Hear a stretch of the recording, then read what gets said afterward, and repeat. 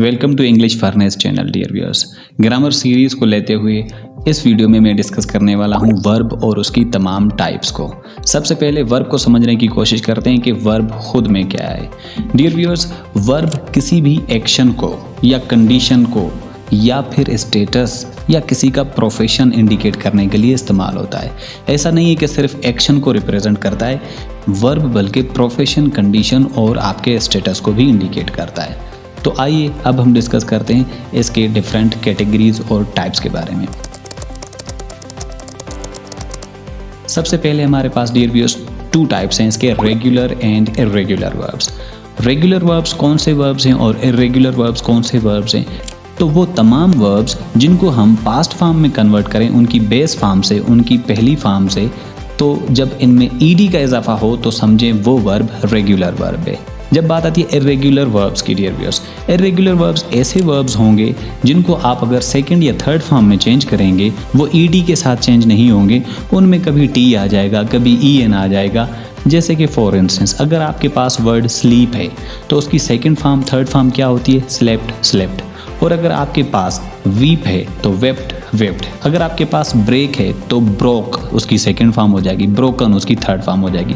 वो तमाम वर्ब्स जिनको आप पास्ट फॉर्म में चेंज करें उनमें अगर ईडी का या डी का इजाफा हो तो फिर वो रेगुलर वर्ब्स। अगर उनमें ईडी या डी का इजाफा ना हो, किसी इर्रेगुलर तरीके से और स्ट्रेंज अनप्रेडिक्टेबल तरीके से उनकी फॉर्म्स चेंज हों तो वो इर्रेगुलर वर्ब्स होते हैं।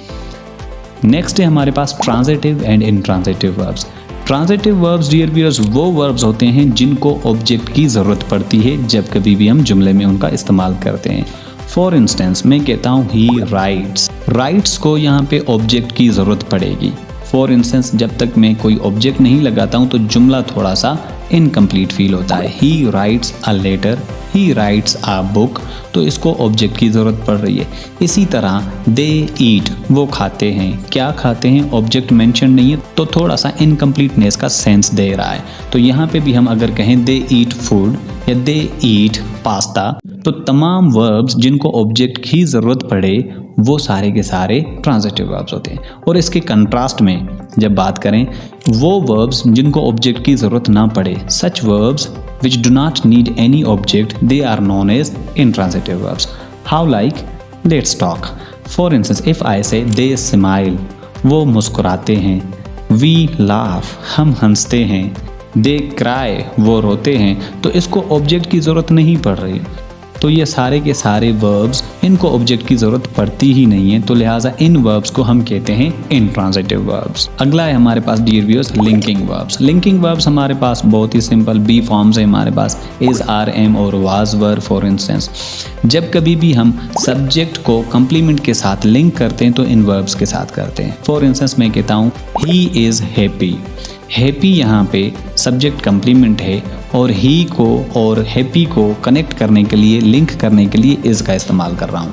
दे वर सैड, यहाँ पे वर जो है ये लिंक कर रहा है सब्जेक्ट को और सब्जेक्ट कंप्लीमेंट को। सो लिहाजा इज़, आर, एम या वाज, वर जब सब्जेक्ट और कंप्लीमेंट के दरमियान यूज़ होता है इनको लिंक करने के लिए, इनको हम लिंकिंग वर्ब्स कहते हैं। अगला है हमारे पास dear viewers helping verbs. Helping verbs तमाम टेंसेस में यूज़ होने वाले जितने भी वर्ब्स हैं जो कि मेन वर्ब को हेल्प करते हैं मीनिंगफुल बनाने में, वो सारे के सारे हमारे हेल्पिंग वर्ब्स होते हैं। और ये टाइम को भी इंडिकेट करते हैं कि कौन सा टाइम। फॉर इंस्टेंस अगर इज़, आर, एम यूज़ कर रहा हूँ, डू, डज इस्तेमाल कर रहा हूँ तो वो प्रेजेंट को इंडिकेट करते हैं। अगर मैं वाज वर्ब का इस्तेमाल कर रहा हूँ, हेड का इस्तेमाल कर रहा हूँ, हेड बीन का इस्तेमाल कर रहा हूँ, ये भी तो हेल्पिंग वर्ब्स हैं, लेकिन पास्ट टेंसेस के तो ये पास्ट टाइम को इंडिकेट करेंगे। अगर मैं विल, शल, विल बी और विल हैव, शल हैव का इस्तेमाल कर रहा हूँ तो ये हेल्पिंग वर्ब्स फ्यूचर को इंडिकेट करते हैं। तो ये हेल्पिंग वर्ब्स मेन वर्ब्स को हेल्प आउट भी करते हैं। फॉर इंस्टेंस मैं कहता हूँ शी इज कुकिंग फूड, यहाँ पे is helping the main verb cooking and it is indicating the action in which time period the action is going on, कि कौन से टाइम में वो काम हो रहा है, प्रेजेंट में हो रहा है और प्रोग्रेसिव है, चल रहा है। इसी तरह अगर मैं कहूँ she was treating the patient, यहाँ पे वाज ट्रीटिंग को हेल्प आउट कर रहा है और इंडिकेट कर रहा है टाइम को भी। फॉर इंस्टेंस अगर मैं कहता हूँ शी ट्रीटिंग पेशेंट तो it is somehow meaningless as well and it doesn't indicate any time, कि वो अभी ट्रीट कर रही है या फिर वो ट्रीट कर रही थी। When I just put was here, she was treating the patient. यहाँ पे वाज टाइम को स्पेसिफाई कर रहा है और मेन वर्ब को भी हेल्प आउट कर रहा है कि काम चल रहा था। सो लिहाजा helping verbs are the verbs that help main verbs and they indicate time as well. So dear viewers, ये हो गए हमारे पास helping verbs. Now let's talk about modal auxiliary verbs. Modal auxiliary verbs भी main verb को help out करते हैं and they indicate two things. One, they indicate time as well, but they indicate possibility, ability, and they indicate requests and applications as well. How, like for instance, I can use modal auxiliary verbs to indicate my ability. For instance, I can teach English. Here the word can is modal auxiliary verb which is helping the main verb teach, and it is indicating my ability as well, and it is indicating present and somehow future possibility as well. If I say they may come, so it is indicating what? Possibility of their coming here, and they also indicate time. For instance, if I say we could help them, हम उन्हें help कर सकते थे, so here could is the past form of can which indicates past time. We could help them but we did not. So हम उनकी मदद कर सकते थे, तो यहाँ पे past को indicate किया जा रहा है with the help of modal auxiliary verb that is could. Nextly, we are having phrasal verbs. Phrasal verbs are very easy to be understood. Dear viewers, whensoever you just mix up two things, preposition plus main verb, and if you are making a verb that is known as phrasal verb. For instance, हमारे पास different verbs हैं जैसे कि give, search, look. If we are adding preposition with these verbs, and there are so many other verbs as well with which you can add preposition. So if you are showing any preposition and combining them here, give up mean to give up something. कोई काम आप करते हो उसको छोड़ देते हो या फिर आप हार मान लेते हो, so up is a preposition and give is a main verb. So when you combine it, it becomes a phrasal verb. So combination of them we can say it's a phrasal verb.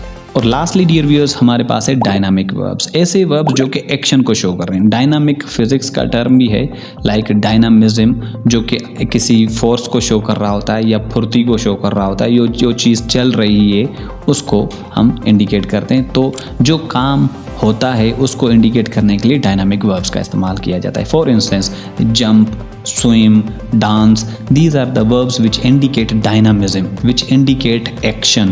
So we can consider them or specifically categorizing them as dynamic verbs. So dear viewers, ये थे आपके तमाम के तमाम verb के types और verb। उम्मीद करता हूँ कि आपको ये वीडियो बहुत ही मुफीद लगी होगी और बहुत सारे concepts क्लियर हो चुके होंगे। तो dear viewers, यहाँ तक दीजिए मुझे इजाज़त। मिलते हैं किसी नेक्स्ट वीडियो में इंशाल्लाह with more informative videos. Allah Hafiz, take care.